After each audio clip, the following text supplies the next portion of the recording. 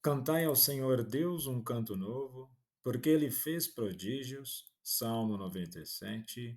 Um bom dia. Desejo a você uma excelente segunda-feira e semana e que possamos permanecer na paz de nosso Senhor Jesus Cristo. Em nome do Pai, do Filho e do Espírito Santo. Amém. Recorramos sempre à poderosa intercessão de Maria Santíssima, nossa Mãe, e de São José, o Justo. E o cântico novo de Deus é apresentado pelo próprio Jesus no Evangelho de ontem, quando ele faz a leitura na sinagoga e ele diz ao que veio fazer: libertar as pessoas, apresentar o reino de Deus, mostrar o caminho da salvação e conversão. E nesse sentido, na primeira leitura de hoje da carta aos Hebreus, capítulo 9, dos versículos 15 e 24 a 28, está assim: Cristo é mediador de uma nova aliança, pela sua morte ele reparou as transgressões cometidas no decorrer da primeira aliança. E assim aqueles que são chamados recebem a promessa da herança eterna. Esse é o grande cântico novo, a herança eterna em Cristo Jesus, que de fato reintegra o ser humano ao plano divino. E a carta aos Hebreus, nesse contexto teológico profundo, explica o papel de Jesus como sumo sacerdote da nova aliança. E devemos entender que essa carta é escrita para uma comunidade cristã de origem judaica que enfrentava dificuldades e tentava compreender como a nova aliança em Cristo se relacionava com a antiga aliança. E por isso o capítulo vai explorar o simbolismo do tabernáculo e os rituais da antiga aliança, constatando-os com o sacrifício perfeito de Cristo no santuário celestial. E sendo Jesus apresentado como o mediador, aquele que estabelece a comunhão entre Deus e a humanidade, a nova aliança é fundamentada na sua morte sacrificial, que resolve definitivamente o problema do pecado. Nós somos redimidos, nós somos salvos por Jesus. Nós temos na dimensão da salvação a herança eterna, que não é material, mas a vida em comunhão com Deus.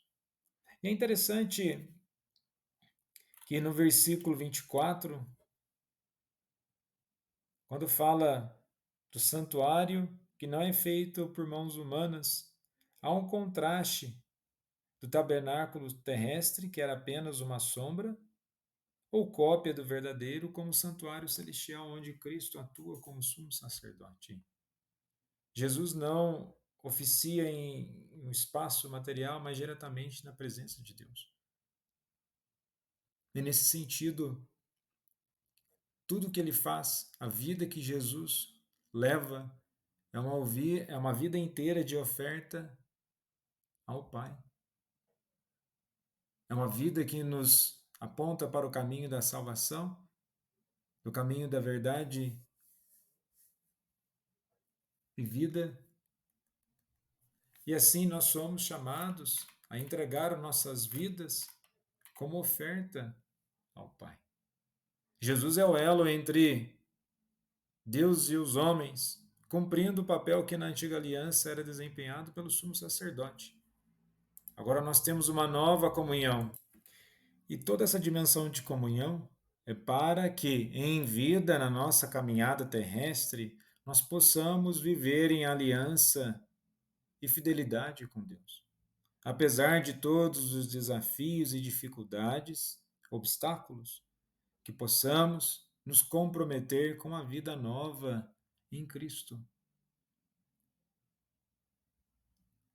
Isso certamente não é algo fácil, pois cada vez que nós nos propormos a viver uma vida de virtude, a virtude sempre vai exigir renúncias, superação, desapego de paixões.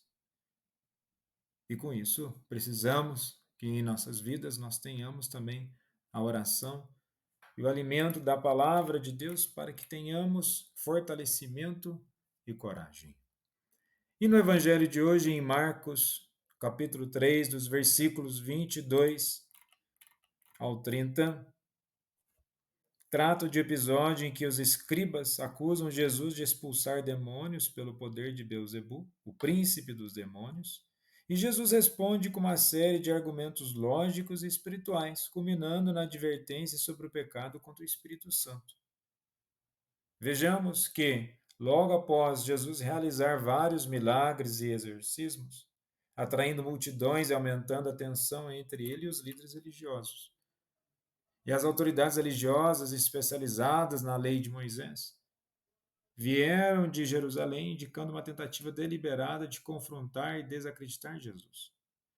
E a acusação contra Jesus revela a incapacidade dos líderes religiosos de reconhecer a obra divina devido à dureza de seus corações. O que eles acusam Jesus? De que ele estava possuído por Beelzebu e que pelo príncipe dos demônios ele expulsava os demônios. É uma contradição. Eles acusando Jesus disso não é baseado em fatos, mas apenas uma tentativa de descredibilizar Jesus diante da população. Algo acontece semelhante nos dias de hoje em redes sociais, principalmente em certos canais católicos, onde as pessoas elas não têm fatos, elas ficam fantasiando ou inventando coisas sobre certas realidades unicamente para tirar o crédito. E aqui Jesus, ele utiliza de argumentos lógicos para desmontar a acusação. Ele começa mostrando que um reino dividido contra si mesmo está condenado à ruína. A ideia de Satanás lutar contra si mesmo é absurda, pois enfraqueceria seu próprio domínio.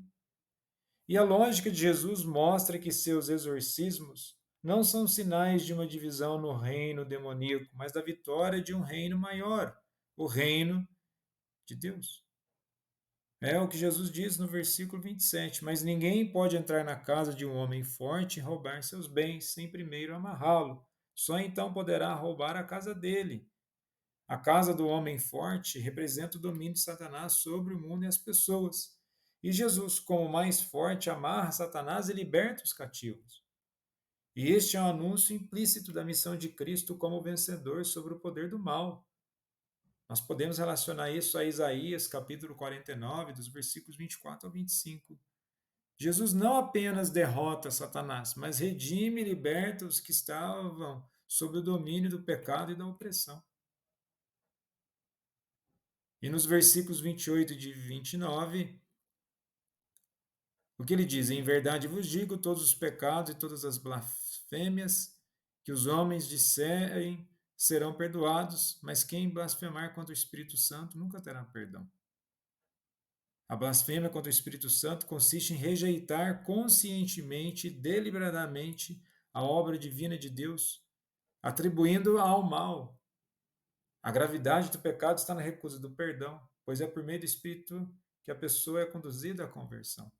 Rejeitar essa presença, a graça de Deus, é bloquear a possibilidade de arrependimento e de conversão. É uma dureza de coração. E muitas vezes o ser humano ele se fecha para que de fato possa ocorrer mudanças em sua vida. E com isso, Jesus aponta que é uma mera especulação. E fé não é mera especulação. Devemos verdadeiramente ter esse contato com Deus, deixar que Deus sim desestabilize nossas vidas para que possamos ser fortalecidos na verdade e a vida do próprio Deus. Jesus, manso e humilde de coração, fazei o nosso coração semelhante ao vosso.